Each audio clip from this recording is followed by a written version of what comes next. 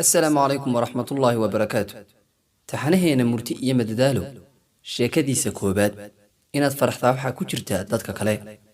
شكرا يا ربي شكرا هديت قلبي شكرا نورت دربي شكرا شكرا يا رب.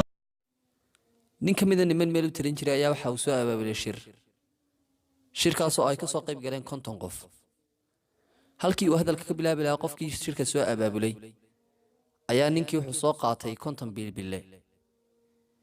qof walba waxa uu dhiibay hal bilbille iyo hal whiteboard marketka qalimaanta la yiraahdo koobiga.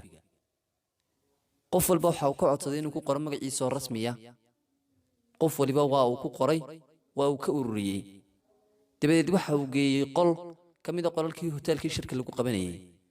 halkaas oo dadkii ku faray inay kala soo baxaan nin waliba magaciisa oo rasmi ah bilbilaha uu ku qoran yahay ee isagu iskii uu ugu qoray. si qof waliba u helo bilbilihii magaciisa ku qornaa. dadkii waa ay wada yaaceen iyagoo qolkii kala xoogaya. waxa ka dhashay isdhexgal, isjiirjiir, caro iyo jahawareer.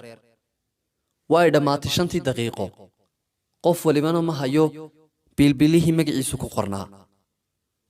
waxa yimid macallinkii seminaarka bixinayay isagoo dadkii tusaya in aan qof walbana helin bilbilihii ku munaasibka ahaa. haddana waxa uu qabtay 5 daqiiqo oo kale si qof waliba u helo bilbilihiisa. laakiin markan waxa la yeelayaa qof waliba markuu bilbile helo waa inuu sheegaa magaca ku qoran qofkii lahaana siiyaa. dadkii muddadii 5 daqiiqo gudahood waxa ay wada heleen qof waliba bilbilihii ku munaasibka ahaa. kadib ayaa waxa uu u sheegay macallinkii seminaarka bixinayay in qof waliba uu ku heli karo haddii uu u kaadiyo bilbilaha walaalkiisa kale ee muslimka ah. dadkii waa ay wada farxeen. sidoo kale cashar halkaa waxa uu uga bixiyey in farxadda qofka muslimka ahi ku jirto walaalkiisa muslimka ah farxaddiisa. haddaba daawade dowladda sheekadu waa si dadka farxaddooda si aad u شكرا يا ربي شكرا هديت قلبي شكرا نورت دربي